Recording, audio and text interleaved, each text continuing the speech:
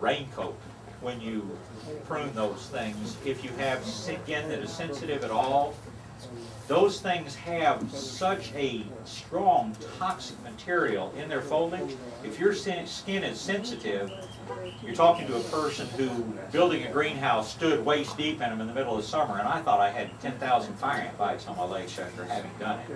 So wear something. I mean, if you wear long sleeve shirt, wash it separately as soon as you get through. Don't leave it on. If you've got a plastic coat or something to wear so that you don't get that sap on you. It might not bother you, but most people find it to be very caustic on their skin. It's the reason the deer won't eat it.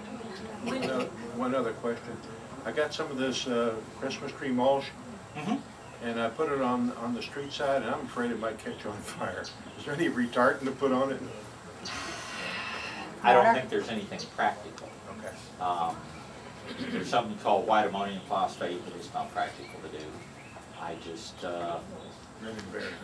well, what I do is dump some compost on it so that it's not quite so much woody material right up on the surface. Because it really smells too.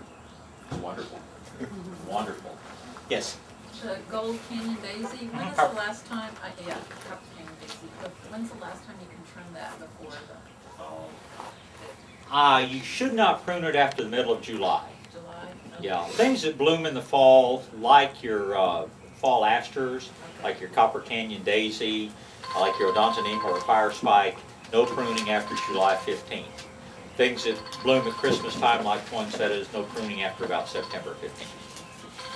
Yes? I'm not sure it's a pruning question, but Okay. native grasses, is there a better time to cut those back, or is it purely aesthetics? It's purely aesthetics.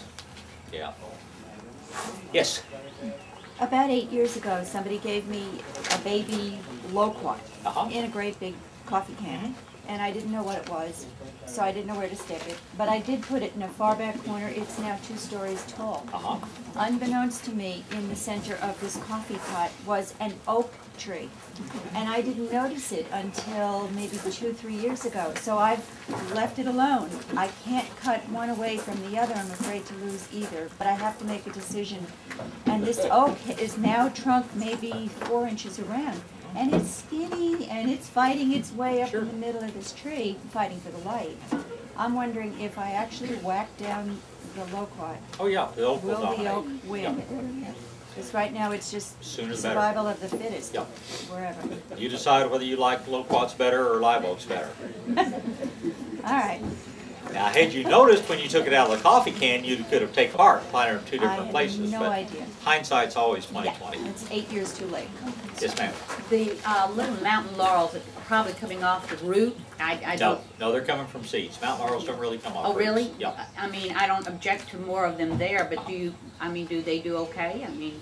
I've got areas on my ranch that it grows like a ground cover. Oh, okay. The soil's this thin, and they only get about this tall, and then they bloom in the spring. But I don't think they crowd each other. If you've got room for them to grow, just leave them alone. Leave them alone then. Yeah. Also, would you recommend a good brand of pruning shears if I need to replace? I've noticed that you've got more of. Yeah, my favorite are the Felco shears. These things. They are also the most expensive of the pruning shears, but these things are Swiss made, and they are really top quality. My second favorite is probably Corona, and the Fiskars would come somewhere below that, but I like these little real fine bladed things like for deadheading, just taking old blooms out. But the most important thing with any pruning shear that you buy, there are 2 types of pruning shears, one that we call bypass shears and one that we call anvil type shears. A bypass shear, the blade passes over this surface right here. It bypasses it, and that gives you a nice clean cut. An anvil type shear, also known as $3.99 at box stores, has a flat surface that the blade simply cuts down on top of and crushes the tissue as it cuts. Always go with bypass pruners and keep them sharp. If you do that, I don't really care what brand they are, because you can the Corona. We have a gardening book somewhere that defines a rotary lawnmower as a gasoline-powered metal detector used to locate misplaced pruning shears in tall grass. Pruning shears go away. They either get lost in the grass or your neighbor borrows them and you never see them again or whatever.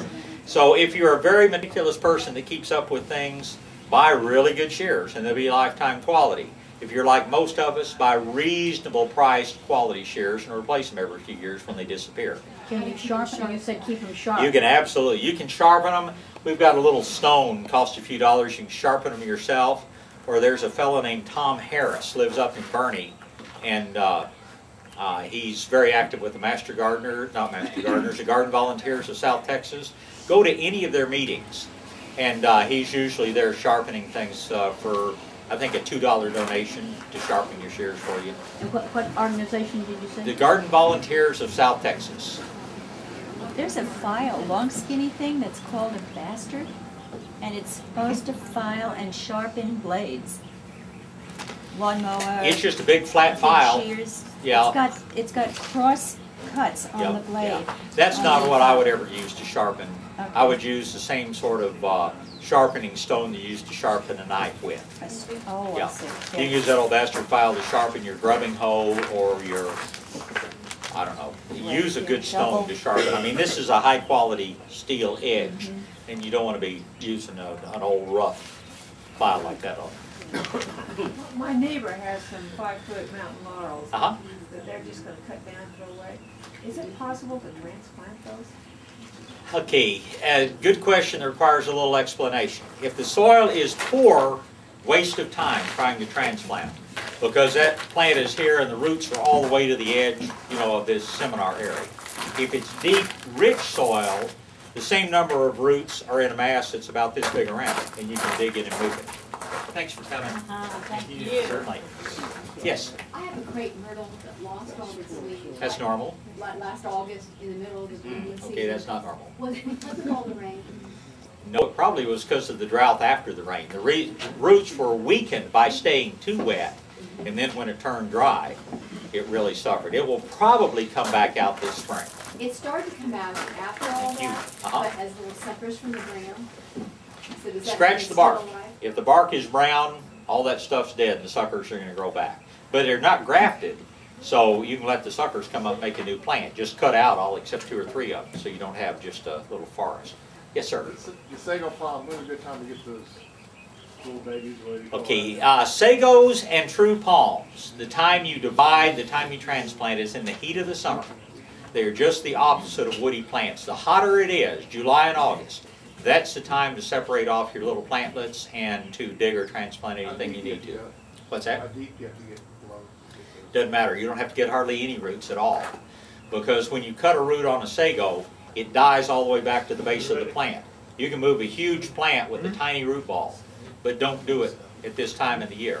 Also, those little bulbs that are forming on the side that make the new fronds, those things are extremely toxic.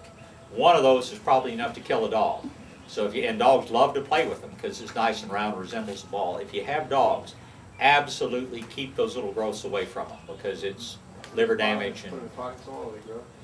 yeah, Sagos? Yeah. This is what you're talking. yeah, sagos. Not the whole plant. Those little new growths, the new little bulb-like balls that grow off the side that produce eventually whole new trunks. What do they have? Highly toxic. I think it's a cyanide product of some sort, but ask Dan Kirby. I'm not the vet. This is on sagos. Okay. Mine are just grossly overgrown. I go in and I take the bottom leaves off to give them some air. Yeah. And just take out whatever I can and give them air. That's all you can do with the sago. Because they're so overgrown. Yeah. Okay, thank you. If you want to have a smaller sago, find somebody that'll give you $1,000 for that one. Let them dig it up and go out and buy 10 little ones. Yes. I have 2 questions. The seed on the sago, will they sprout? Absolutely. I've been soaking one in water. Would that help it or kill it? Water would probably kill it. A few hours of soaking wouldn't hurt anything. It Days ends of up with soaking. a gelatinous Yeah. substance on the end. Is that mean anything? Plant it and see.